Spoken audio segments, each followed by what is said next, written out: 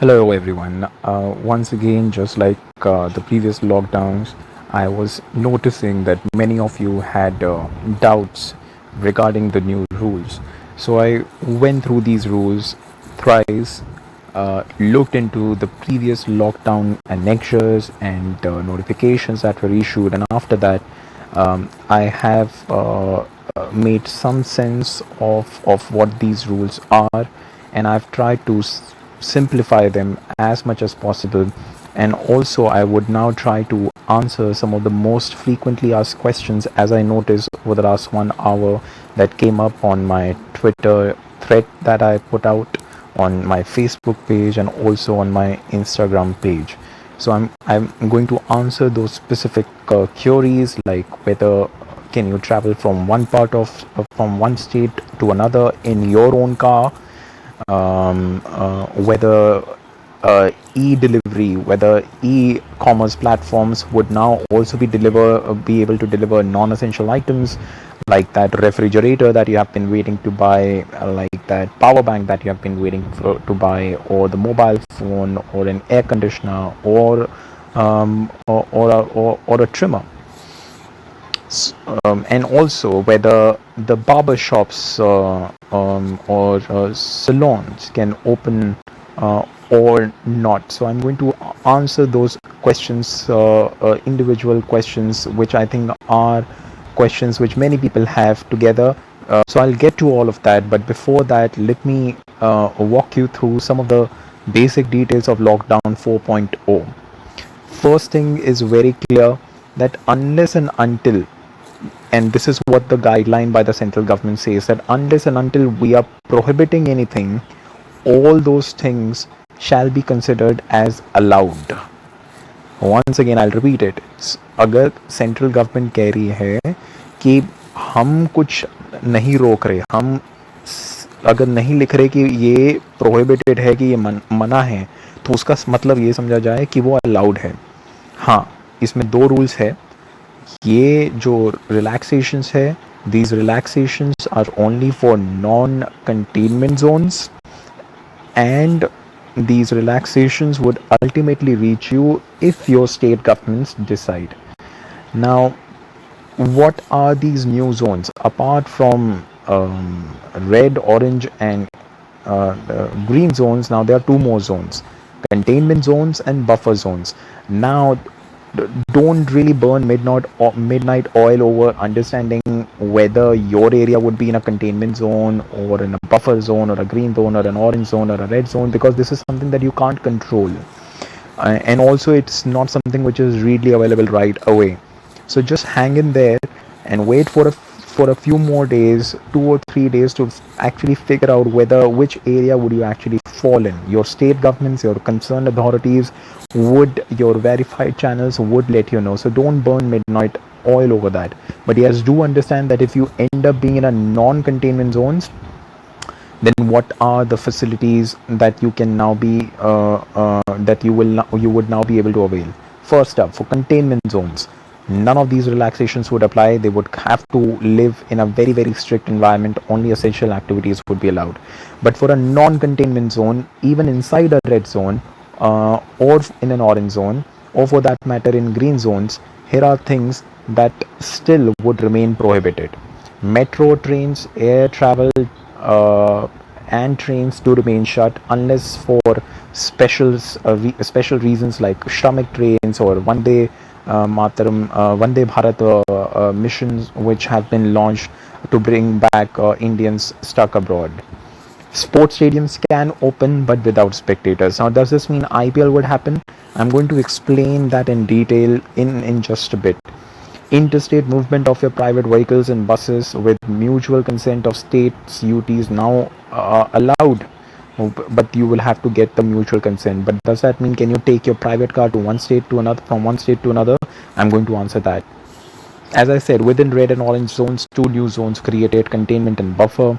In containment zones, only essential acts would be allowed. The central government has not put any restriction on e-commerce of non-essentials, markets, or even private taxis. That means they are now allowed in non-containment zones. But but your state governments will now decide whether those relaxations would be passed on to you or not if you happen to be in a non-containment zones. Now, let me get to some of the basic questions that you have been asking me. For instance, Ankit Khanna asked me, if I live in Ambala, Haryana, and want to go to Himachal in my own car, will I be allowed? The answer to that question is the central government says that if you are in a non-containment zone and if you want to travel to another state and that area also falls in a non-containment zone, then you are allowed to travel in your private vehicle. So you can travel from Ambala to Himachal. However, you would need mutual consent of both Haryana as well as Himachal Pradesh. The central government is saying we don't have a problem with you taking your car and travel from Haryana to Himachal, but your state government's consent and the consent of the government to the state where you're traveling to would be needed. So this means still you would need some sort of a pass. People have been applying for e-passes, so this is very clear that that would still have to be applied for. But I think since we are now in an easing out mode, the process of attaining it would become relatively easier. But still, hang in there, wait for 2 to 3 more days for things to become more clear. I think it would become a lot clearer in a day or two when the state governments also issue specific guidelines. So, but as far as the central government's direction is concerned, passenger vehicles, which for me I think are these vehicles, are allowed. Then some people had asked me whether or not can I travel in an auto, in a private taxi.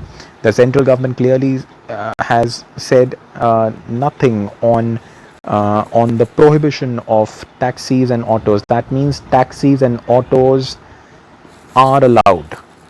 Private taxis and autos and even buses are allowed. But whether or not will you be able to travel in autos, in private taxis, or in buses, that would depend on your state government. So once again, wait.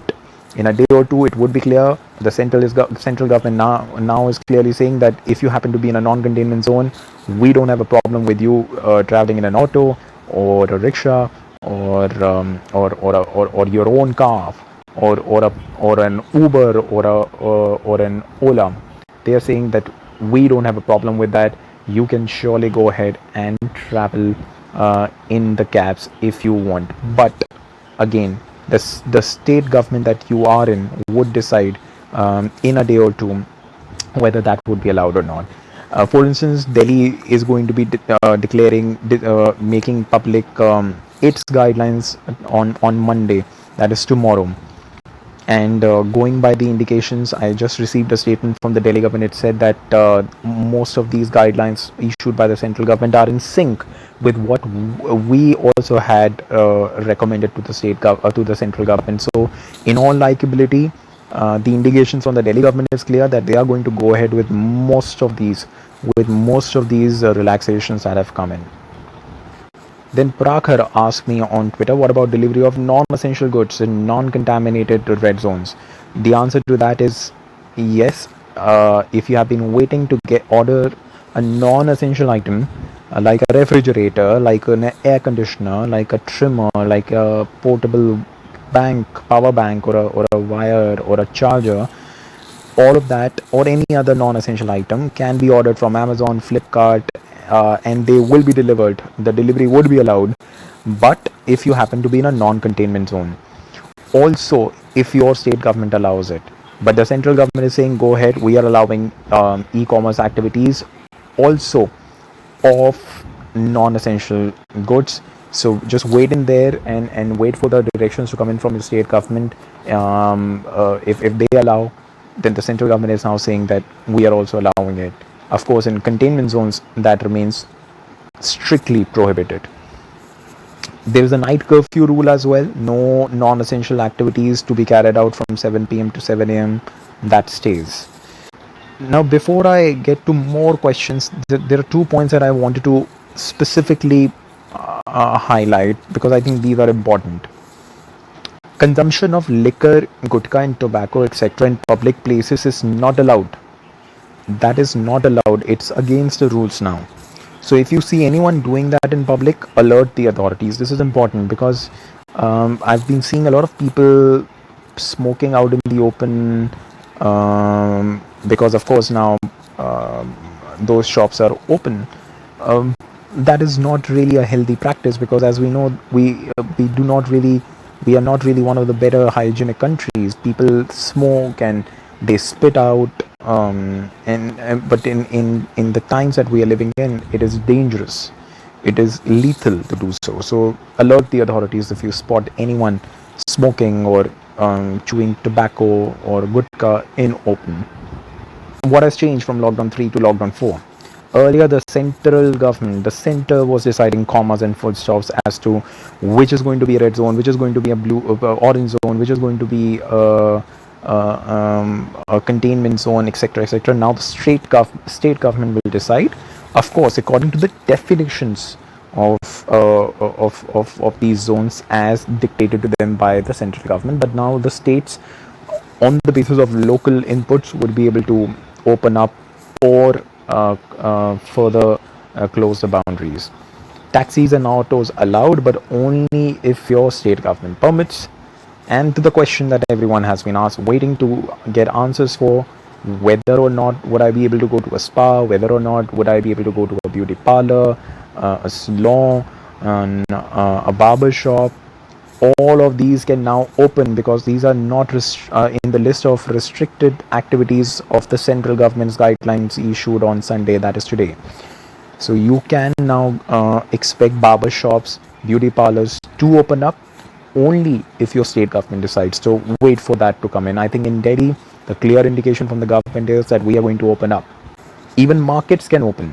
Earlier, remember, large markets were not allowed to be open. Karol Bagh, Rajouri Garden, Connaught Place in Delhi, or Sarafa Bazaar in Jodhpur, Hazratganj Market in Lucknow, or in Amritsar, Lawrence Road, etc., etc. They were not allowed to be open. Now, Punjab is a different case, of course, because of the number of cases. But these markets, again, were not allowed to be open. Only standalone shops were allowed. Now, the central government is saying we don't have a problem if you want to open up your markets, but the state governments would take a call. So expect these markets to open up if your state governments, of course, decide in favor of that. But even if they do, there are some rules that would have to be strictly followed. Only 5 people at a shop, 6 feet distance between 2 customers, and also staggered working hours. What does that mean? So I think there's going to be a roster system. Some shops are going to open up in the morning, some shops are going to be open up in the evening. The idea of odd even cannot entirely be ruled out. Most likely you would see some shops opening on odd dates, some shops opening on the even days, some shops opening on one day of a week, the others opening on other days of a week, as has been done in some of the districts in Uttar Pradesh as well. That's another important point. The responsibility of ensuring these rules, that there are only 5 people at a shop, that they are following the 6 feet distance rule, is on the shop owner. So if you are at a shop and you see people are not following the rules, for instance, I've been seeing people not following rules in Delhi while they go out to buy grocery items and medicines. For instance, they prefer to stand close to each other in a shade than to stand at a distance of 6 feet from each other in the sunlight, because they say that it's the sunlight is unbearable. Well, of course it is. But again, in the times that we are living in, everything about Corona takes priority, and hence this will have to be followed. So you need to now notify the shop owner that, look, outside your shop people are not following, and these are your customers, they are not following the social distancing norms while queuing up. Take a note of that. So do bring it to the attention of the shop owner. So these are some of the points that I thought were important. I hope these guidelines are now easier for you to understand. Do share them on your social media channels, and shoot your questions to me on my Twitter account, on my Facebook page, and also here in the comments, and also on my Instagram channel, and I would love to reply to them on different platforms. Of course, gyms, cinema halls, swimming pools would remain shut, so There's still some time before you can get back to those recreational activities, including pubs and bars. I think no one should even be thinking about that because it's just too risky.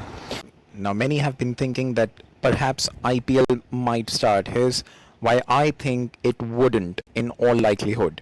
Yes, the guidelines say that stadiums and stadium complexes will be opened without spectators, but the very next line of those guidelines clearly say that all sports gatherings and large congregations to remain prohibited. Moreover, in the absence of flights, in the absence of hotel facilities, uh, it becomes logistically very, very tough to arrange an event of this scale. Now, people are asking then why is it that stadiums or stadium complexes are being opened? Perhaps just so that the athletes could practice. For instance, in England, cricketers would now be allowed to practice, of course, by if they follow social distancing norms. So, yeah, that's where it is. Thank you so much for listening.